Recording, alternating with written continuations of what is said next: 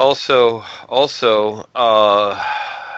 it's when you really look at it, it's things that are tied to the ground, you might say, that are taxable. Like real estate and buildings and people. So we could eventually have an atmospheric office that's floating. You see, so it's not connected to anything. See, so we're not part of the earth. All right, so we have our own position.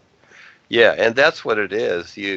As you become more aware, you see how the system works, and that's excellent. You're doing the super detective work, and yes, you're seeing through it. They're just a bunch of thugs, you know, deciding that they shall, control things. I just got my uh, uh, premeditated tax notice for my property taxes here, but it's not a bill. It looks official, and they got all this writing on it, and they do all this calculation of how they calculate the the taxes, and there's one sentence in the back. You got all this writing. It's just a bunch of gibberish, and it says, and they underline it too. These three words must be applied. In other words, 2% a year for inflation must be applied, those three words, to your tax bill. Okay? So, in other words, they've determined this so that it's official, that it must be applied according to them. Yes, they determine everything, etc. So, if you live on the earth, this is how it is. Things must be applied because we've determined it. So, yeah. Uh-huh. You brought up something interesting that happened to me several years ago when I worked at the university. I was working in the science room where I would accumulate all the finals and midterms for science and biology and zoology and so on. And they found out that I had access to them.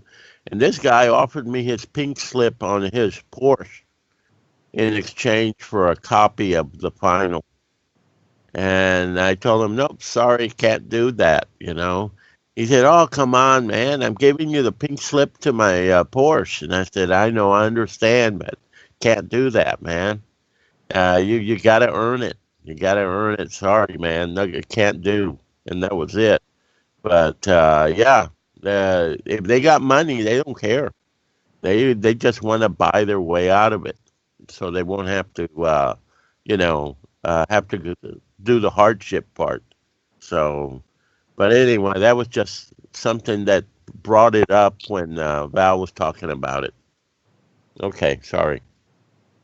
No, that's good. I like that. Yeah, yeah, you're right, George. It's better to go, well, than Claudi's evidence of that, and it's better to go through 30 or 40 years of darkness before you wake up, right, Claudia?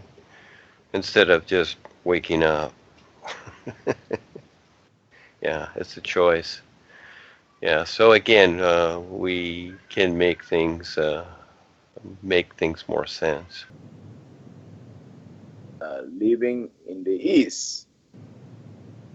Um, it seems like to many like it's a kind of philosophy up there in the skies. And as we are living this life practically, they want to have some practical blueprints on how to live life in the East. A mental theory we're propagating. How can living in the East be achieved practically? So I can be able to answer some of these questions.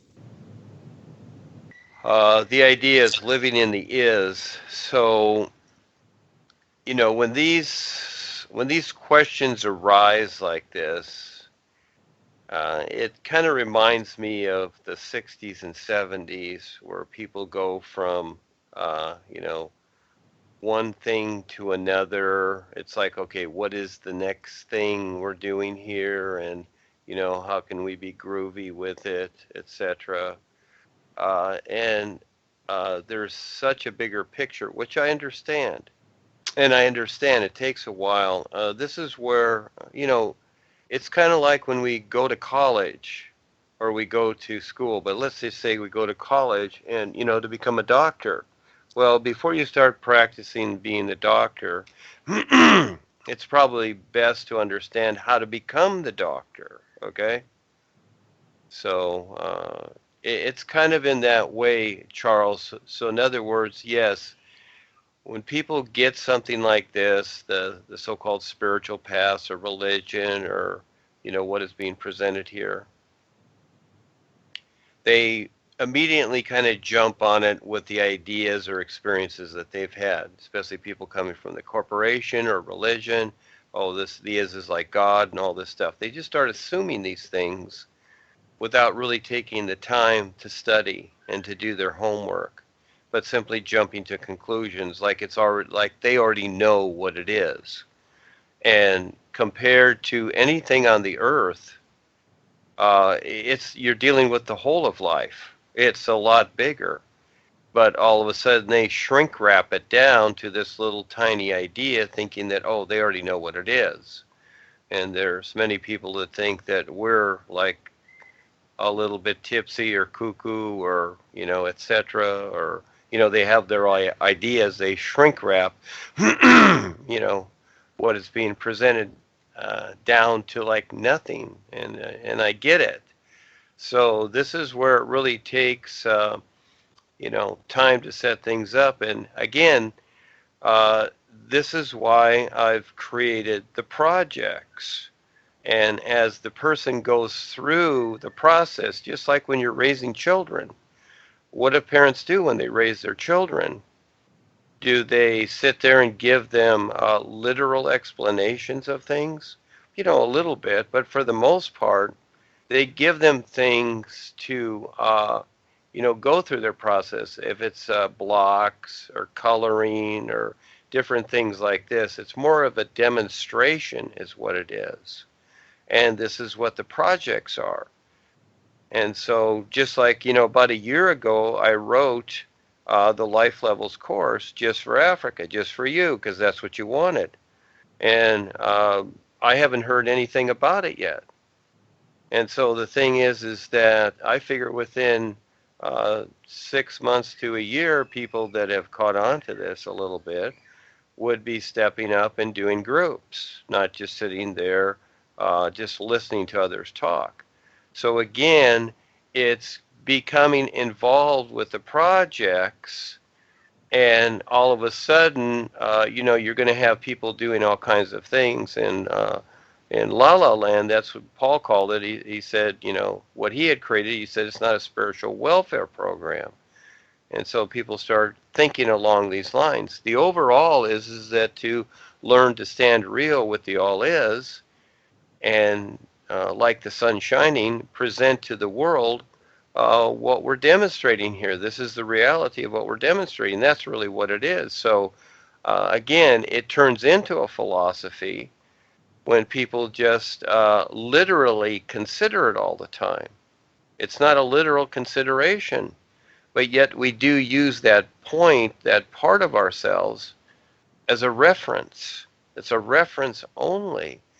So like a mechanic fixing your car, for the most part, they don't need the manual, but once in a while, they're going to go to the manual as a reference. And it's like, okay, I need this part here, and I need the part number, etc., to order the part. That's a reference. And so we have the reading material as a reference, but not to where it becomes like a philosophy and living in the isness. Okay, that all sounds good, but really it sounds like the 70s with the hippies is really what it sounds like. It's like getting real. And so, on a daily basis, I mainly contact Kelsey and Val and, Ava and Claudie and sometimes others. But the thing is that we're just very real with what we're doing, because it is through these projects and it is through what is taking place right now because of the danger of the earth. This is where most people are in La La Land. They're not paying attention to the dangers they're in. And so it would be too that just like, if you lived in a war zone, But, people think the United States is safe, but it's not.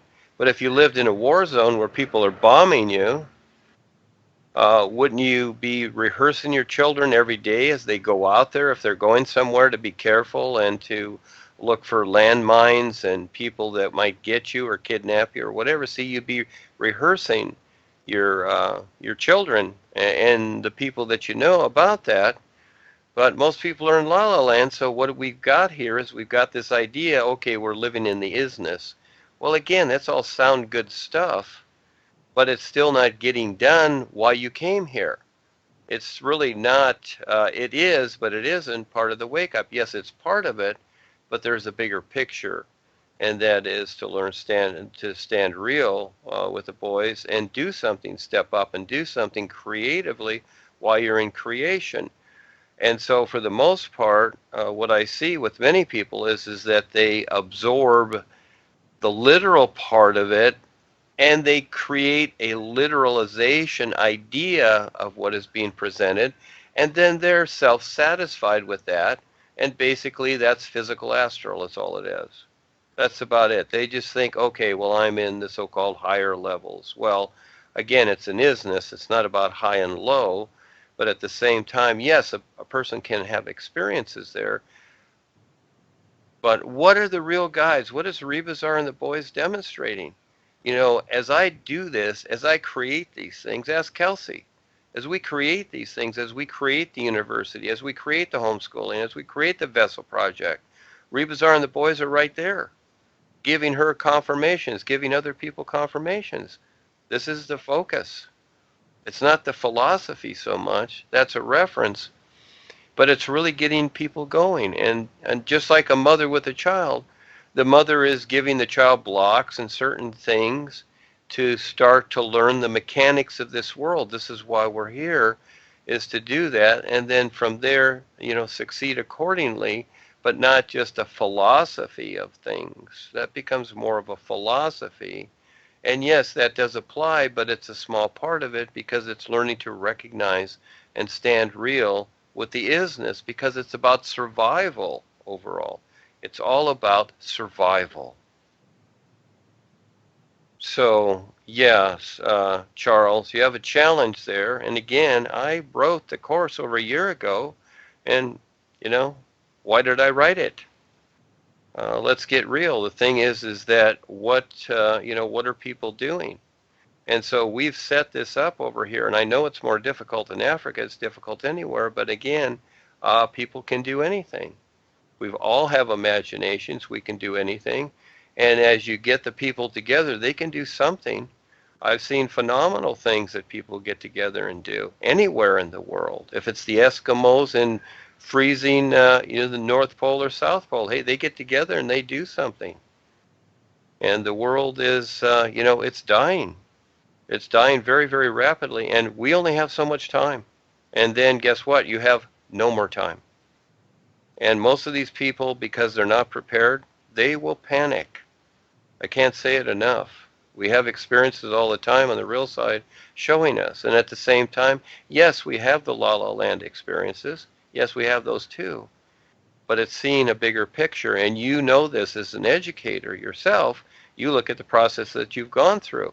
You've gone through a lot to be where you are to do what you're doing. And all of us do. And there's no La La Land here because it's about survival. And we have to deal with the forces that are, annihilating the all-natural environment on a daily basis, even though they say that they're helping the environment, which they're not. Everything they do destroys the environment. Yeah, so it's a big challenge. So, again, I married a teacher. I know many people. Most people are literal. You're an instructor yourself. You're on the literal side. You're teaching people, but that's not it. There's a bigger picture. And just because the world is creating things, thinking that, oh, gee, this is all okay. We're creating things, and we're making jobs and whatever. Well, these jobs, where did they all go? They help destroy the natural environment. It's taking the risk. I've stepped up to do this and dedicated my life to it, and even quit my profession so-called profession in construction to do this, because if I didn't, it wouldn't be here. And so it's really taking the risk.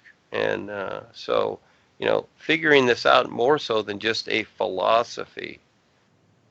But again, yes, living in the is, I live in the is, but at the same time, I'm doing all these projects in the physical sense, all down to earth, very real, every day. This is what I do every day. I don't just go discuss it. And so on the Skypes here, we do, because these are like planning meetings, is what they are. They're like planning meetings.